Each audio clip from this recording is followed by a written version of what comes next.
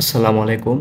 HSC ২০২৫ এর যে সকল শিক্ষার্থীবৃন্দ যারা বরিশাল বোর্ডের আন্ডারে আছো, তোমাদের হচ্ছে রসায়ন আমি প্রথম তোমাদের এমসিকিউ আমি উত্তর দিয়ে দিচ্ছি। তোমরা এখান থেকে তোমাদের এমসিকিউ উত্তর তোমরা মিলিয়ে নিবে এবং কতগুলি তোমাদের হয়েছে তা তোমরা কমেন্টে জানিয়ে দিবে। ধন্যবাদ সকলকে।